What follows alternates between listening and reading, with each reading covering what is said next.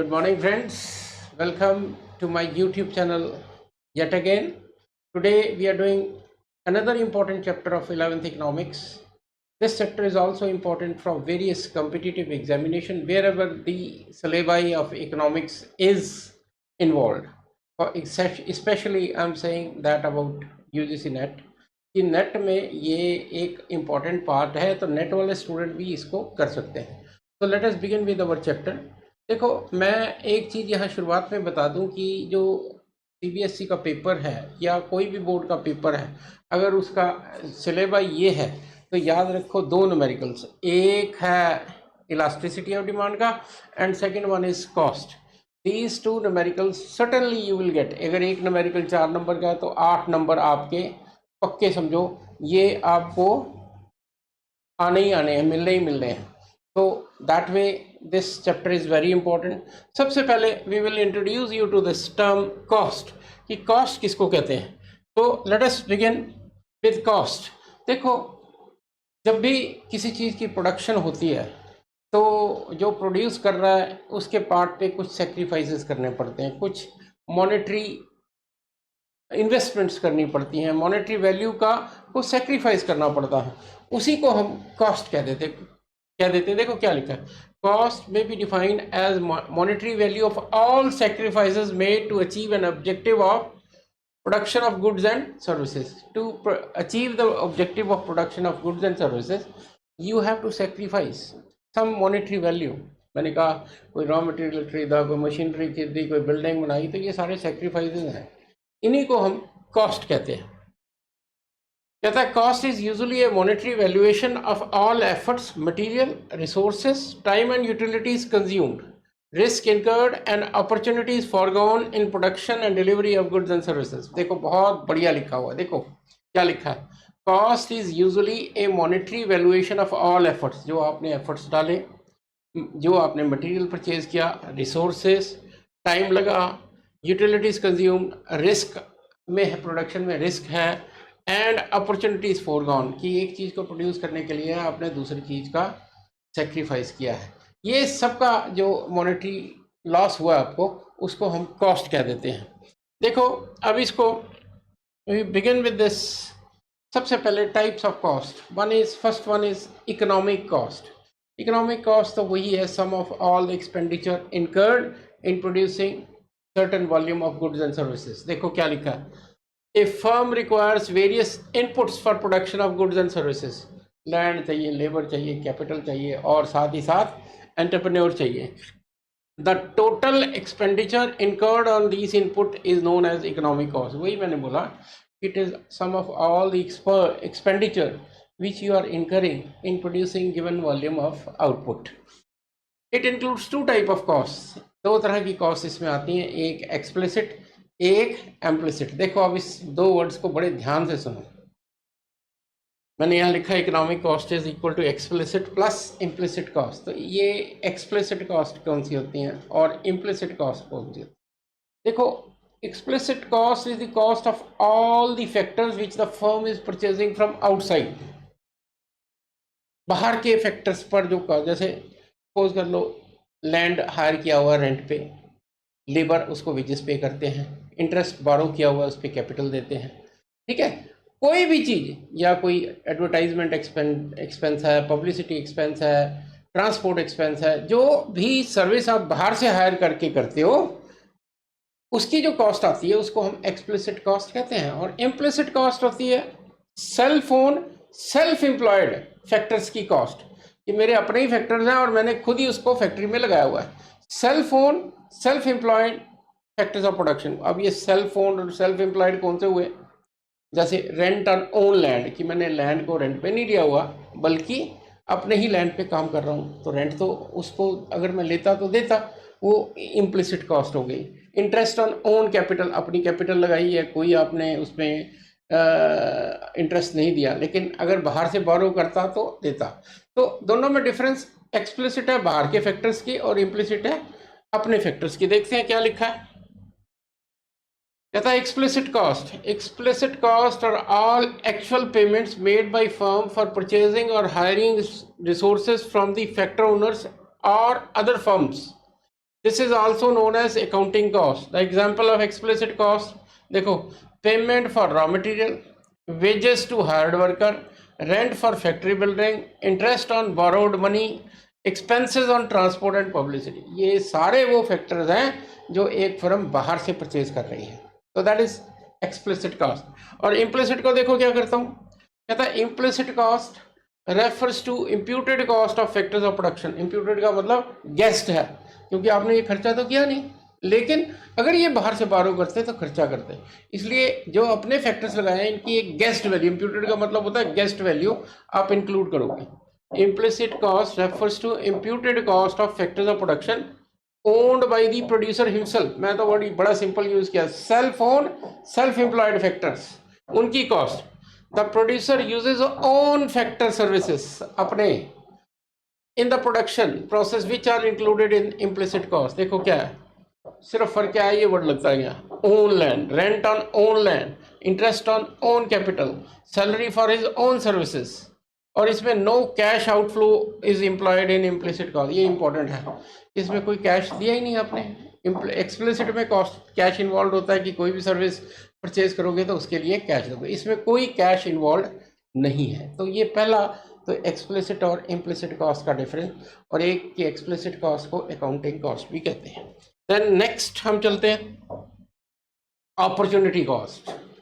देखो ये production possibility curve का चैप्टर करते हुए भी मैंने डिस्कस किया था।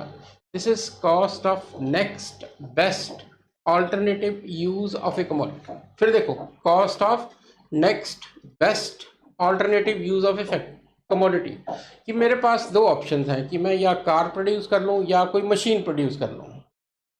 ठीक है, मैं क्या करता हूँ, मैं कार को प्रोडक्शन करता हूँ, और से ये मशीन जो है मिलिट्री इक्विपमेंट है, मैंने कार को प्रोड्यूस करने का फैसला किया और मशीन इक्विपमेंट को सेक्रीफाइस कर दिया, कि इन दोनों में से एक को चूज कर सकता था, मैंने एक चूज किया, दूसरे का सेक्रीफाइस किया। तो कार की अपॉर्चुनिटी कॉस्ट होगी इस मिलिट्री इक्विपमेंट की कॉस्ट जो कि मैंने सेक्रीफाइस किया। देखो वर्डिंग फिर देखो, cost of next best alternative use of A commodity. देखो क्या लिखा है, the opportunity cost is made in term of cost of next best alternative use of a given resource. For example, the inputs which are used to manufacture a car may also be used in production of military equipment। अभी यही example मैंने लिया कि मैं car और military equipment में मैंने car को डिसाइड कर लिया, कहता so cost involve in production of military equipment is opportunity cost of car, कि अगर कार की जगह मैं मिलिट्री इक्विपमेंट प्रोड्यूस करता तो कितनी कॉस्ट होती। वो नेक्स्ट सेकंड, मैंने दो अल्टरनेटिव में से एक चूज किया, सेकंड चूज छोड़ दिया, ये जो सेकंड की कॉस्ट है उसको अपॉर्चुनिटी कॉस्ट कहेंगे। मतलब कार की अपॉर्चुनिटी कॉस्ट है मिलिट्री इक्विपमेंट की cost. Then the opportunity cost of any commodity is only the next best alternative forgone, ये तो बता ही रहा हूँ। It help in determining relative price. Relative price किया आपने, ये चूज किया, ये सेक्रीफाइस किया, तो आप इसकी प्राइसिंग अकॉर्डिंगली कर सकते हो। ये एक फिर इंपॉर्टेंट डेफिनेशन है जो यूजुअली पूछी जाती है। अब इसके बाद यूजुअल शुरू होता है शॉर्ट पीरियड कॉस्ट। अब देखो मैंने आपको पिछले चैप्टर में पीरियड्स बताए थे दो, short period and long period. Short period को कहा था मैंने it's a period in which some factors are fixed and some are variable, और अगर आप प्रोडक्शन को चेंज करना चाहते हो तो सिर्फ वेरिएबल फैक्टर को चेंज करोगे। और लॉन्ग पीरियड बताया था जिसमें all the factors are variable, no fix factor is involve. मैं पहले कर रहा हूँ शॉर्ट पीरियड कॉस्ट। आज के लेक्चर में बेसिकली मेरा शॉर्ट पीरियड कॉस्ट ही है, ये पार्ट 1 है मेरे लेक्चर का। पार्ट 2 इसी को कंटिन्यू करेंगे, आगे देखेंगे आप। शॉर्ट पीरियड कॉस्ट कहता है short period is a period in which some factors are fixed some are variable. यही बोल रहा हूँ मैं आपको। This is in short period there are 2 types of cost, total cost, total fix cost and total variable cost. Total cost तो होगी sum of all the expenditure incurred in producing given volume of output, कि मैंने 10 pen produce करने हैं, इस 10 pen को produce करने में मेरे क्या क्या खर्चे आए हैं, अभी आप एक्सप्लेन होगा। Fix cost, cost of fix factors, उनकी कॉस्ट क्या है। देन वेरिएबल कॉस्ट की लेबर की कॉस्ट मेरे को क्या पड़ती है, what is the cost of variable factors. अब इनका बिहेवियर देखते हैं क्या है। सबसे पहले मैं कह रहा हूँ फिक्स्ड कॉस्ट। सबसे पहले बात तो आ जाती है fixed cost is the cost of fixed factors of production. Fixed factors are the fixed costs are the amount spent by the firm on fixed factors in short period. देखो ये तो आपको पता ही है कि ये फिक्स्ड और वेरिएबल फैक्टर की बात ही तब आएगी जब आप शॉर्ट पीरियड की बात कर रहे हो. लॉन्ग पीरियड में तो सारे ही वेरिएबल होते हैं, ये आपको मैंने बताया हुआ है. So friends, the fixed costs are thus those costs which remain constant, चाहे आउटपुट बढ़े या कम हो. They do not vary with the change in output, remain fixed irrespective of the level of output. ये देखो क्या फिर पढ़ता हूँ. Fixed costs are thus those costs which remain constant irrespective of the level of output. These costs remain unchanged even if the output of the firm is nil. कि अगर चाहे output zero भी हो जाए तब भी ये फिक्स कॉस्ट जीरो नहीं होती.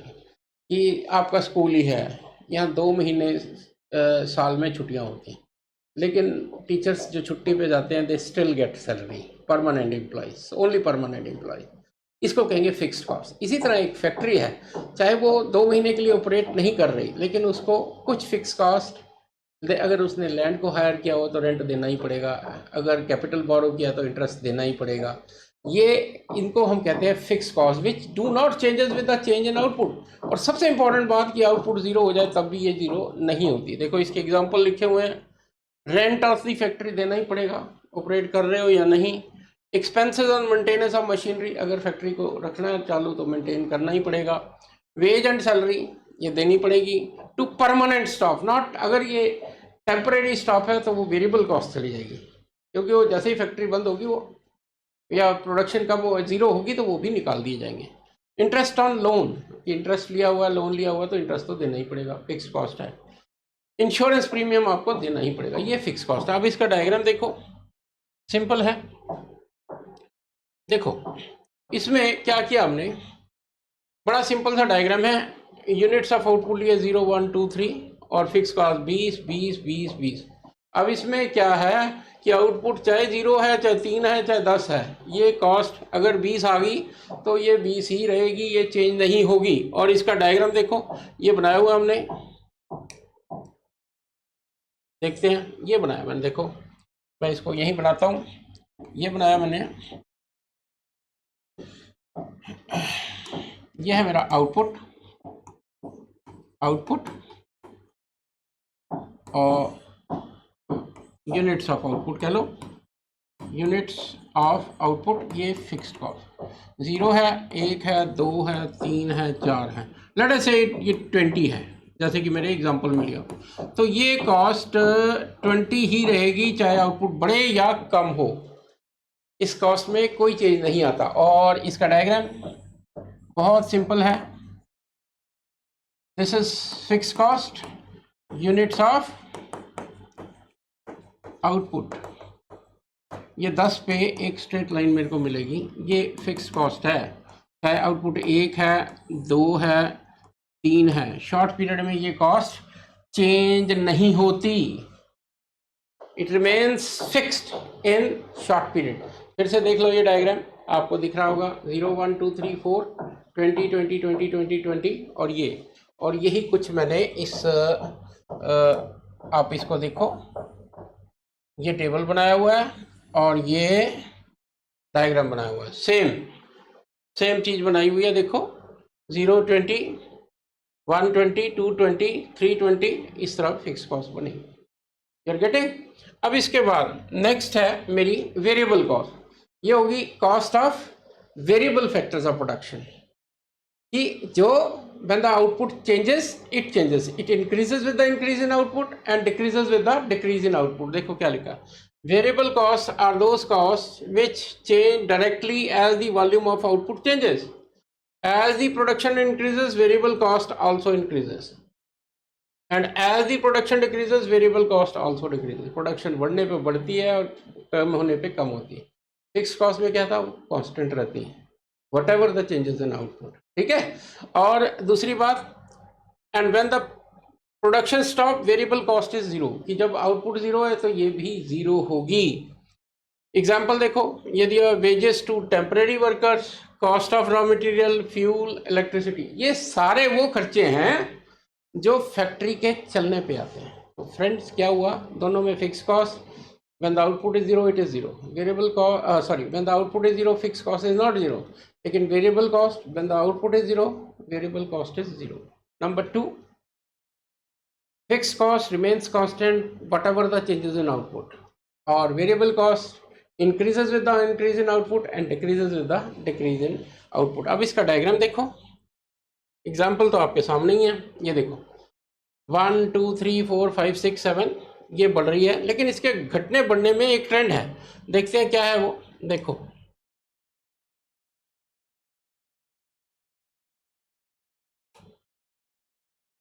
देखो ये जरा ध्यान से देखना, मैं क्या करता हूँ, दिस इज, मैंने यहाँ लिखा output, output and then variable cost 0 1 2 3 4 5 6 7 कहीं भी जा सकता हूँ, और वेरिएबल कॉस्ट मैंने क्या लिया, देखो 0 10, पहले 10 बढ़े, फिर 8 डिक्रीजिंग रेट, फिर 6 18 और 6 24, फिर 4 28, 10 8 6 4, initially it increases at a decreasing rate, की शुरुआत में ये डिक्रीजिंग रेट पे बढ़ती है। अब ऐसा क्यों? क्योंकि आपने पढ़ा था लॉज ऑफ प्रोडक्शन में कि इनिशियल स्टेज ऑफ प्रोडक्शन में लॉ ऑफ इंक्रीजिंग रिटर्न्स लगता है, जिसमें जब आप लेबर बढ़ाते हो तो टोटल प्रोडक्ट ज़्यादा प्रोपोर्शन में बढ़ता है। इसलिए क्योंकि टोटल प्रोडक्ट ज़्यादा प्रोपोर्शन में बढ़ता है, वो कॉस्ट को कम करता जाता है। इंक्रीजिंग रिटर्न डिमिनिशिंग कॉस्ट, वही हो रहा है कि कॉस्ट में, वेरिएबल कॉस्ट में डिमिनिशिंग रेट पे इंक्रीज हो रहा है, और फिर 4 28 और देन 6 कांस्टेंट भी दिखा सकते हो, 28 4 32, लेकिन कांस्टेंट इररिस्पेक्टिव 28, और 4 के बाद 6 कर दिया 34, या लेटेस्ट से कांस्टेंट भी कर लेते हैं 32, 4 कांस्टेंट हो गया, कांस्टेंट रेट पे बढ़ रही है, और देन इंक्रीजिंग रेट, 4 के बाद 6 38, फिर 8 46, और फिर 56। देखो यहाँ से यहाँ तक ये है diminishing rate, then this one 28 और 32 ये है कांस्टेंट रेट, और ये इसके बाद ये है डिमिनिशिंग रेट, कि पहले ये है इंक्रीजिंग रेट, कि पहले ये डिमिनिशिंग रेट पे बढ़ती है। क्यों डिमिनिशिंग रेट पे बढ़ती है? क्योंकि लॉ ऑफ इंक्रीजिंग रिटर्न्स लग रहा है, जिसके कारण कॉस्ट कम होती है। फिर थोड़ी देर के लिए कांस्टेंट रेट पे बढ़ती है, क्यों? कांस्टेंट रिटर्न्स लग रहा है, कॉस्ट कांस्टेंट है, और देन इंक्रीजिंग रेट पे बढ़ती है क्योंकि लॉ ऑफ डिमिनिशिंग रिटर्न्स लग रहा है। देखो ये डायग्राम बहुत ब्यूटीफुल बना हुआ है, देखो इसको मैं बनाऊंगा अभी। देखो क्या ये वेरिएबल कॉस्ट बनाई है, ये पहले आउटवर्ड बेंडिंग है, इसको मैं बताता हूँ क्या है। देखो इसमें क्या लिखा है, यहाँ से यहाँ तक देखो, total variable cost increases first at a decreasing rate, की शुरुआत में ये डिक्रीजिंग रेट में बढ़ रही है, because total product is increasing at increasing rate, की आपको पढ़ा है, पता है लॉ ऑफ इंक्रीजिंग रिटर्न में कि टोटल प्रोडक्ट इंक्रीजिंग रेट पे बढ़ता है, लेकिन इसके कारण कॉस्ट जो है कम होती जाती है, इसलिए ये वेरिएबल कॉस्ट डिक्रीजिंग रेट पे बढ़ रही है। लेकिन एक पॉइंट के बाद, इस पॉइंट के बाद ये इनवर्ड बेंडिंग हो गया, इसका मतलब रेट इंक्रीजिंग हो गया। क्यों हो गया? क्योंकि लॉ ऑफ डिमिनिशिंग रिटर्न्स लगना शुरू हो गया। देखो इसको फ्रेंड्स, मैं इसको डायग्राम को बनाता हूँ ताकि आपको ज़्यादा अच्छी तरह से समझ आए। देखो इसको, ये डायग्राम देखने वाला है, जस्ट सी कैसे बनाता हूँ, जरा देखना इसको। इधर वेरिएबल कॉस्ट, इधर आउटपुट, ये कहो मैंने ऐसे बनाई है। देखो बड़े इंटरेस्टिंग, देखो ये पहले बाहर की तरफ फिर इनवर्ड। देखो अगर आप मेरे इनिशियल चैप्टर दो तो मैंने देखो तो मैंने कुछ बेसिक्स बताए थे।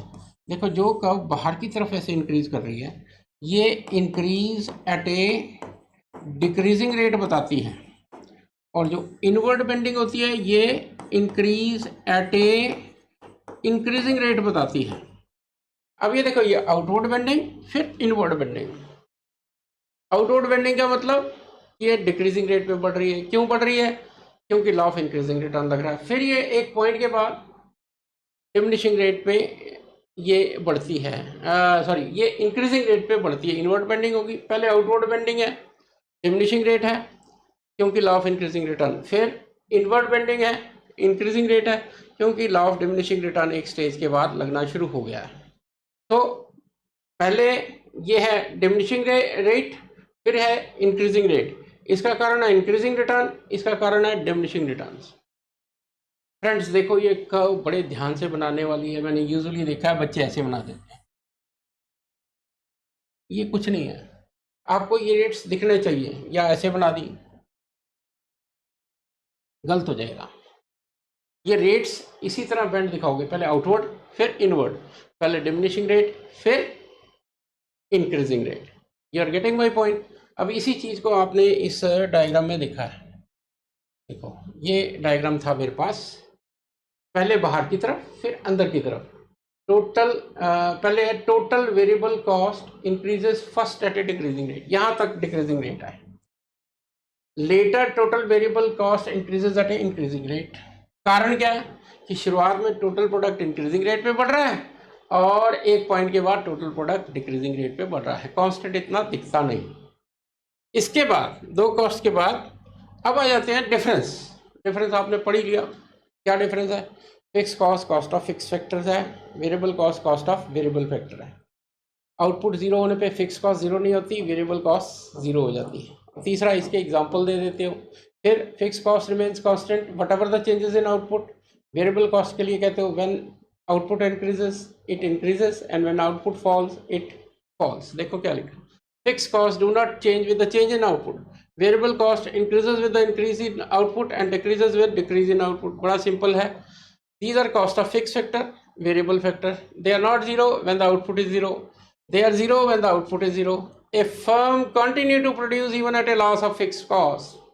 देखो एक फर्म जब प्रोडक्शन करती है लॉस में भी आती है, याद ये रखना कि लॉस में अगर वो वेरिएबल कॉस्ट को कवर कर रही है और चाहे फिक्स कॉस्ट के लॉस पे वो ऑपरेट करती है, लेकिन अगर वेरिएबल कॉस्ट का लॉस है तो वो एकदम बंद कर देगी।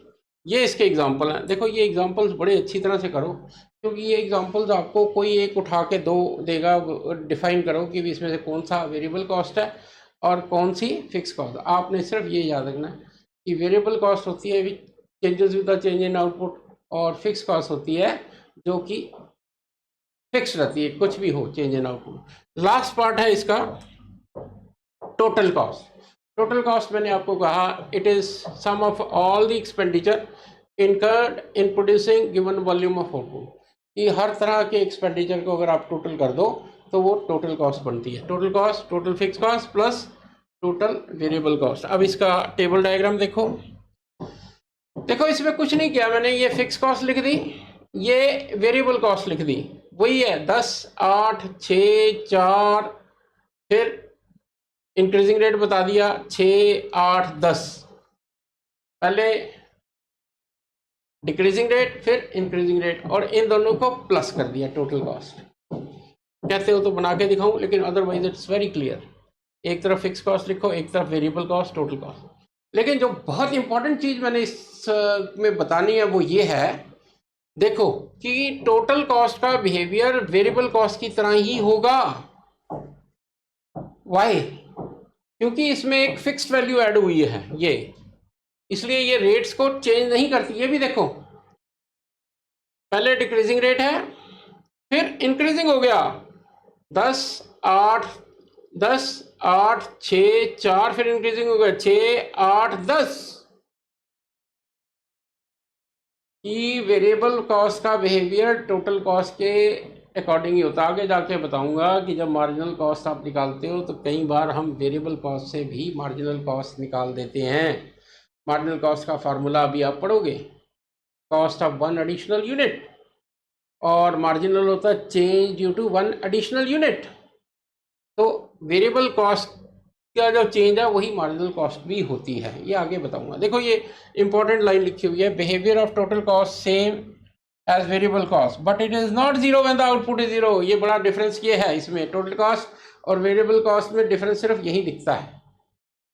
टोटल कॉस्ट में फिक्स कॉस्ट इंक्लूडेड है, इसलिए ये जब आउटपुट जीरो भी हो जाता है तब भी ये जीरो नहीं होती। क्यों? क्योंकि आपको पता है फिक्स कॉस्ट कभी जीरो नहीं होती। देखो जब जीरो है तब भी टोटल कॉस्ट, अदरवाइज इसका बिहेवियर कह रहा हूँ, मैं वैल्यू नहीं कह रहा, क्योंकि वैल्यू में एक फिक्स्ड वैल्यू ऐड हुई हुई है कि behaviour of total cost is just same as variable cost. ये डायग्राम बना है, मैं डायग्राम बना के आपको दिखा देता हूँ। वैसे ये बहुत बढ़िया डायग्राम बनाया हुआ है, देखो इसको मैं यहाँ बनाता हूँ आप लोगों के लिए। सबसे पहले आप बना दो वेरिएबल कॉस्ट, ये आपने बनाई वेरिएबल कॉस्ट, गॉट इट। इसके बाद फिक्स कॉस्ट कहीं भी बना दो, ये फिक्स कॉस्ट, ठीक है। अब टोटल कॉस्ट जो है वो इस पॉइंट से बननी है, ना कि इस पॉइंट से, और इसमें बिल्कुल शेप जो है ये वेरिएबल कॉस्ट वाली ही लेगी, एफ सी प्लस वी सी, बिल्कुल वही शेप आती है, कोई डिफरेंस नहीं। अब इसको डायग्राम को देखो, आपको दिख जाएगा, देखो क्या बनाया हुआ है, जस्ट वेट।